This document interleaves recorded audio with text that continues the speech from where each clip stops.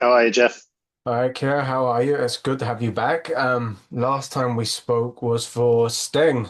I don't know if you Oh, remember. fantastic. Yeah, I've gone from giant spiders to giant sharks. Just Yeah, working my way through the monsters film by film. I know someone got there with Anaconda before you could jump on that one. Yeah, snakes, man. Yeah, that would be a tricky one. I'm not sure I'd know how to do snakes. Yeah, I'm glad somebody else got that one. So we're on a time limit, so I'm just gonna have to jump right in. So you wrote and directed this one. What inspired you to write a war movie with the shark theme? My producer called me and said he had access to a tank, and did I have anything set on water? And that was my inspiration. And I was like, all right, well, I'll try and work something out on that one. And so yeah, I was just like, yeah, it's going to be a shark film, and I'm like, oh god.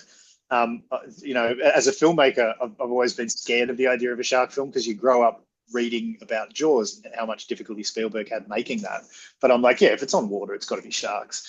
And so, one of my favorite parts of Jaws is the SS Indianapolis speech that Quint gives, and I'm like, oh man, like somebody has to make that film, and I'm like, well, it's probably going to have to be me, and because they'd already done like a version of that with Nicolas Cage, I think a few years ago. I was just like, well, I can't really do that, and I don't have the budget for that anyway. So I wonder if there's a smaller Australian context version of that. I did a couple of minutes of Google researching and found this true to life story of the HMAS Armidale that sank in 1942, halfway between Darwin and Timor. And that's a real story. Guys went in the ocean when the warship was sunk by Japanese Zeros. And a lot of them got eaten by sharks, and some of them just drifted off into the abyss of the ocean and were never seen again. And I was just like, oh, that is an epic story. So I didn't base it on that, but I was very much inspired by those true events. And a lot of the research that I did on the sinking of the Armidale actually made its way into the film. So, yeah, the inspiration was very much a true to life story. That's unreal. And then do you know what I really like that you nailed? Like Sting, I thought was unreal, it was great.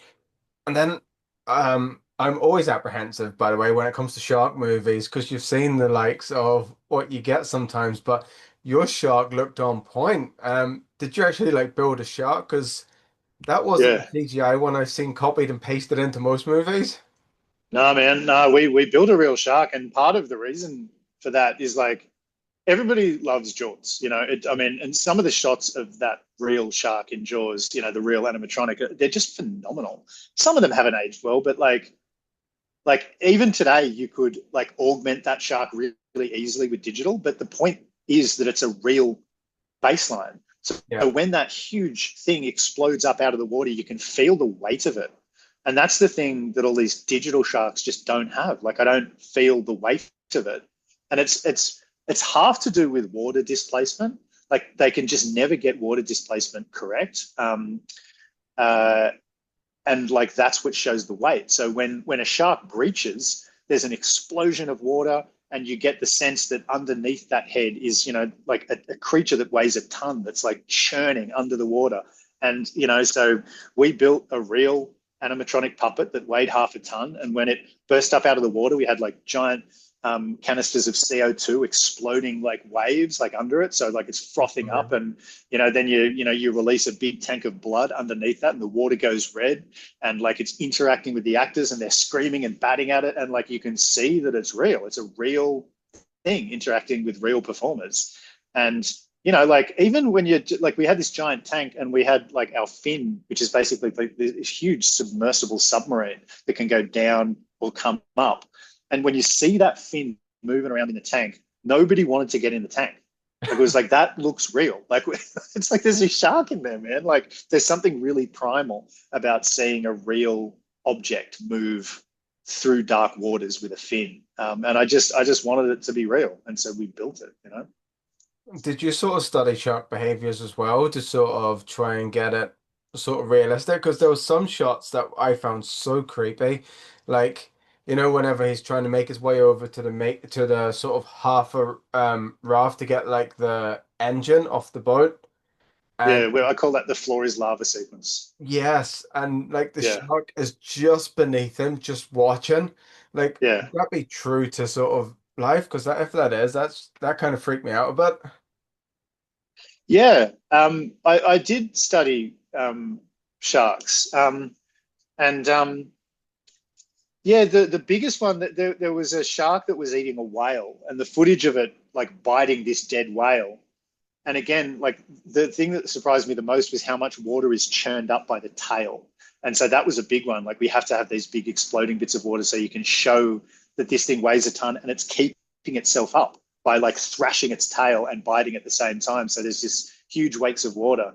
Um, but yeah, I mean that shot that you're talking about, it's so good to be able to just have a cameraman there and you've got the puppet head just sitting there and you've got this guy's foot in the water and he's filming above the water and then he can take the camera just underneath and you can see that that we just have like the puppet head just pushed towards his feet and it's all real, and it doesn't move too quickly. That's the thing. Like with digital, you'd be able to see its eyes and it'd turn 360 and it'd do all these clever kind of things. And I like the fact that the animatronic is a bit clunky because in real life, these things are just like giant floating buses with teeth, like and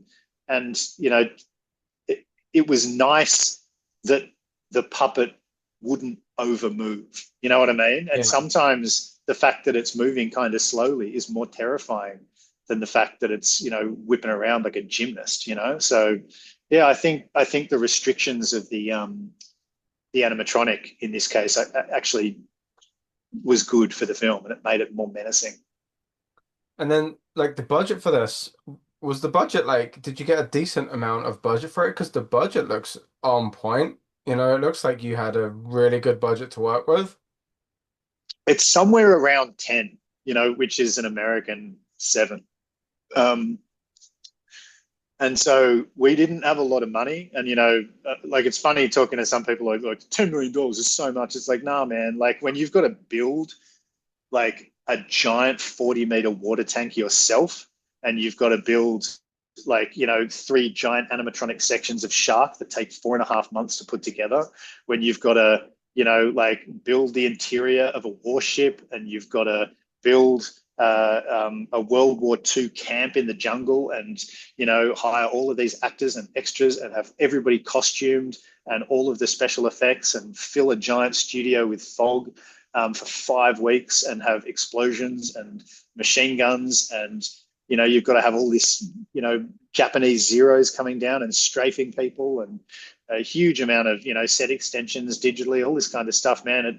It adds up real quick. And the fact that we were able to put this together for effectively like 7 or 8 million American is pretty cool. I think it feels a little bit indie in that it looks hyper stylized and kind of arty in a way, but I think it also feels a little bit epic in scale. And to make an epic for that kind of indie budget is difficult. But yeah, we pulled it off, I think. You definitely did. I pinpointed like one quote in my review. The best shark movie since Jaws. So that's Is that a quote in your review? yeah. That's an amazing quote, man. Wow. Thank you for saying that. I It's mean, got my seal of approval. wow. Yeah, because there's some good shark movies out there, man. Like 47 Meters Down. The Shallows I really liked.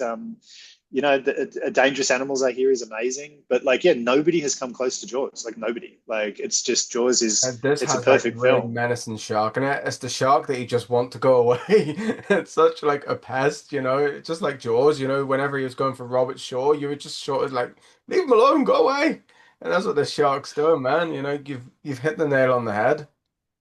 Oh, that's fantastic, man. And, I just really wanted to try and live up to that monologue, where he's going, oh, when it comes at you with its black eyes, like doll's eyes, I'm like, I want to make that movie. And yeah, it was fun. Before we wrap, Kia, I've got to ask because it's been a year. Is there Mm. any progress on a Sting 2? I don't know. I don't think so. I don't think it's going to happen. It's really Oh, irritating no. too, because I wrote a treatment that is like so fun, man. Like Sting, they get Sting. and like because Sting's it's called Children of Sting, and so they scientists get Sting, and Sting's children end up in like this multi-tiered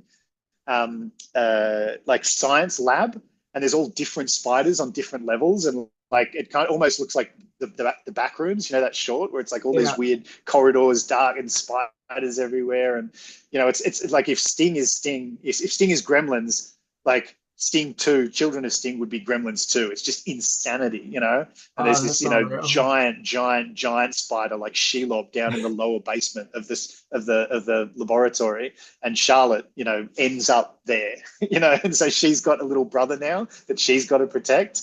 And I'm just like, oh, I so wanted to make that film, but I don't know. I don't think it's going to happen. I mean, Oh, maybe if boy. Beast of War makes enough money, I can get it off the ground. We'll see. Fingers crossed. But Anyway, Beast of yeah, War, man. I'm hoping it will blow up for you. Let's hope anyway, because it's a brilliant shark movie and it deserves all the recognition. So I really hope it does well for you. Oh, thanks so much, dude. And that quote just made my day. I mean, that's yeah. I'll be putting that on a poster. That's such a good quote. Thank you so much, Kiah. It's been awesome speaking with you. Don't be a stranger over at Action Reloaded. And as always, man, I'm looking forward to the next one. Keep making them. Thanks, Jeff. Yeah, no, I'm shooting the next one hopefully early 2026. It's another war film, so Brilliant. more action, more madness, more machine guns. I'm looking forward to that. It'll be good Well, don't be a stranger, okay, Kiah? for sure, man. Thanks, Great. heaps, Jeff. Thank you. See you later. See you, bro.